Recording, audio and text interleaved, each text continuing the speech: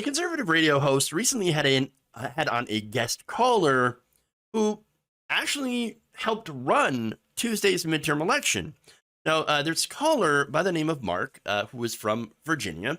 He had explained that in 2016, he was very suspicious of the machines. So he'd probably watch people like, Mike Pillow.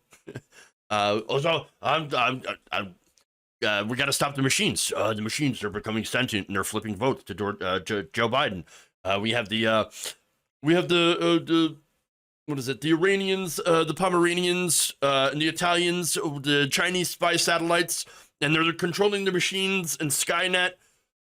All the insane things that Mike Pillow would say, as well as a lot of the other election deniers about these machines. Well, so Mark, he's like, I'm suspicious of the machines. I think there could be some voter fraud here.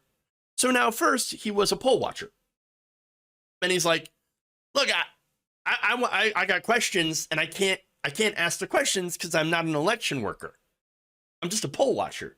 And so in this midterm, he's like, I'm going to be a poll watcher. Or I'm going to be an election worker this time instead of a poll watcher. And then I'm going to figure out what's up with these machines. And so he calls into this radio show. And, here's what he says. Here's his experience. Well, yesterday I was an election official at a local precinct in Chesterfield County. And I was able to ask questions, and I was able to identify the entire process. And what I saw was a very clean process. I mean, would I make some changes? Yes. I thought things were a little rushed at the end because people wanted to leave. But I validated the count from the machine. What I did see yesterday was a massive turnout of Democrats. And I know that you have talked about, is game day the way to vote? I'm not so certain it is. I mean, if the laws are going to allow early voting, well, why just don't we get out there? All right. So, interesting. Now, he had also earlier on addressed people who had been calling about the machines. He's like, I was one of those guys. And it turns out we had a really clean election.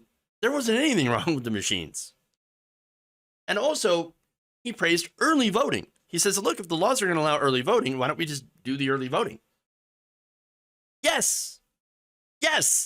And again, yes, is it the machines or is it voter turnout? It was a massive voter turnout. The guy literally, verified the count himself. Understand that this is why you have so many Republican election officials that are saying, idiots, there's no fraud. We didn't have massive voter fraud in the election. Get over it. I literally worked in the election. I'm a Republican, and you're spouting nonsense. They know how the system works, and they have guaranteed no vast voter fraud. Look, this also explains why Trump appointed judges, right-wing judges, ruled against all the ridiculous lawsuits. There are like 60 of them brought on by Donald Trump's team to contest the election. Apparently, it turns out the best way to destroy these election fraud myths is to, learn how the system actually works. Weird, huh? Weird. And to not listen to idiot pundits and politicians that pull things out of their ass to explain their losses. It's the people on the ground who know the process the best that are going to tell you the truth. For the most part, there was no mass voter fraud. There was no election rigging. Not now, not in 2020. Now, Mark also made the point, again, early voting. Why aren't we early voting? That's a good question. I support early voting. Great. Why aren't you using the drop boxes? Same thing. They're literally there for a reason. And in fact, before this election, drop boxes were not an issue. This is not something that Republicans were like, oh, no, drop boxes. No, drop boxes were often used by Republicans as early voting. Now suddenly it's an issue because Donald Trump made it an issue. But that's not the only thing. And we'll get to that. But first, I'm going to get back to the host here because he's going to jump in. Mark, you know what? Come on. I agree with everything you're saying, right? I could basically take this call and turn it in to a John Fredericks promo because everything you're saying is true. You were there. You validated the vote, the machines. There was nobody was changing algorithms with servers on the moon, right? That didn't happen. And then the game day turnout is insane. It's just insane. But look, it's what we wanted to do. And now you're paying the price for this in Arizona. Oh, damn. I bet you didn't expect that one. Whereas, like, yeah, you were right. There were no servers in the moon. You idiots. No, we set this up. It's what we wanted to do, and now we're paying the price. That's why we didn't have a red wave. Exactly. And by the way, this is what I've been saying all along. Okay? Thank God somebody out there who I don't agree with politically. Again, that guy's like wearing Trump merchandise. We know what side he's on. But he's like, look, I got to accept objective reality here. I can't just, lie about this. Can't do it.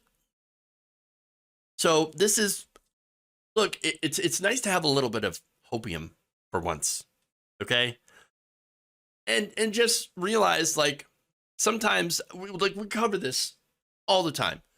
And insane Republicans are everywhere saying the most outlandish, horrifying things. But good luck. There is hope that there is some Republicans that are not completely insane. Reality has prevailed. So I got to give this guy some credit. But again, the reason, getting back to why so many Republicans buy into this, has a lot to do with the right-wing ecosystem. A lot of the most popular conservative programming does election denial and has been doing election denial for the last couple of years. In fact, there was a Washington Post data analysis back in September that found the 2020 election and its aftermath had fueled huge follower counts for any conservative who decided to go all in on the election fraud conspiracy theories. In fact, some of them they found had doubled or even tripled their audiences on Twitter and on other social media platforms, which can be, of course, monetized. And others saw even larger gains. For example, there was a relatively unknown former Fox News producer named Kyle Becker. So I hadn't heard of this guy before, right? He started out with 15,000 Twitter followers before the 2020 election. Suddenly, after the election, well, he started tweeting about election fraud. Election fraud. We get so much election fraud. So after that, he ended up growing his audience to 177,000 followers. And after he left Fox News, because he got a gigantic influencer status, right? Status as a giant influencer, he began curating his own online news site, makes appearances as a guest on conservative podcasts and different TV shows, writes a steady stream of course, viral tweets that are just not true on a range of topics, including, obviously, COVID vaccines, war in Ukraine, and the FBI raid on Trump's Mar-a-Lago. So all of that. He gained a gigantic audience through lying, doing confirmation bias. Other accounts that also saw a bump include attorneys Lynn Wood, Sidney Powell, and other prominent media figures such as Jim Hoft of Gateway Pundit and Josh Kaplan of Breitbart News. And there are some who already had gigantic audiences to begin with and saw theirs increase by 50%. But there's more. Candace Owens, of course, Jack Posobiec, Tim Pool, Tracy Diaz, also known as Tracy Beans. I know. I don't know some of these people, but you know what? One account that I do know, Cat Turd. Yeah. And an Arizona man who went by the handle of Praying Medic before Twitter suspended him following the insurrection.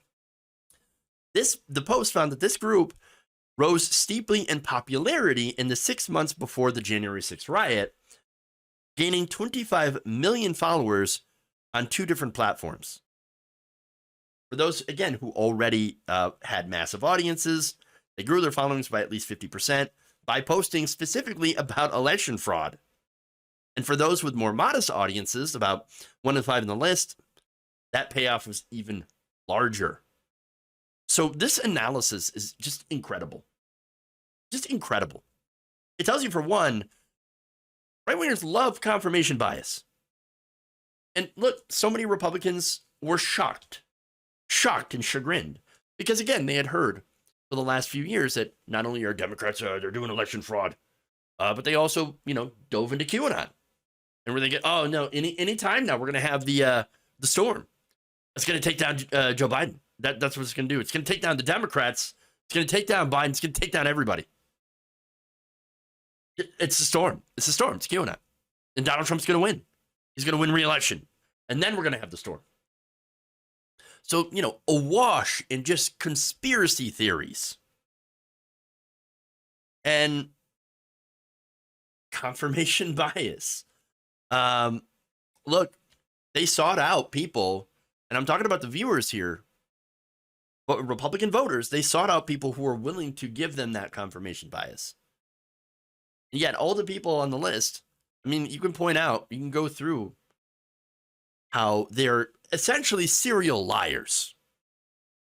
And the other thing it shows is, audience capture. Now, that's a real thing online. Doing online media, I'm very, very aware of audience capture. And it shows you that if you are willing to sell out, if you're willing to lie, then you can build a gigantic audience just by telling people what they want to hear. A great example of that is Dave Rubin. Dave Rubin went and sold out to the right wing, went over and said, I'm a gay man that is not, but I'm not a leftist anymore. In fact, I hate wokeness, and I'm probably going to end up going straight later. That's what they're doing. Okay. That's got to be in the works right now. You never know with Dave Rubin, right? Telling people what they want to hear, it's for example, it is just really, really good for business, but it's terrible when it comes to giving people news, giving people the facts. That's why it's really funny when, I get the chuds, coming into the chat. Oh, you've only got 200 viewers. Oh, you only got 50 viewers on Facebook. And that's because I'm not telling you what you want to hear. I'm not going to lie to you, to your face in order to get more eyeballs. That would be stupid. I would not live with myself. I'm perfectly fine having a smaller audience because, I can be authentic, and I want to be authentic.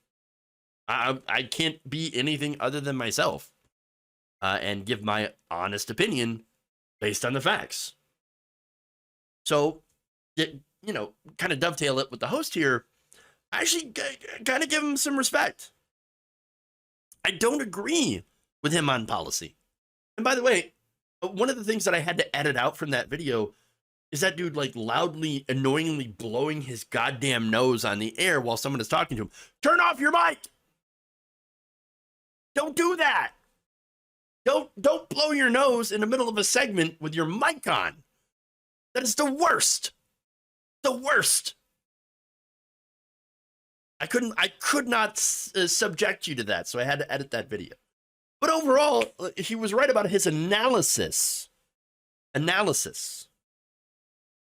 But hey, at least, even though he's blowing his nose loudly on the air, which is ridiculous, at least he decided not to completely blow smoke up everybody's ass about non-existent election fraud in order to do confirmation bias for his viewers.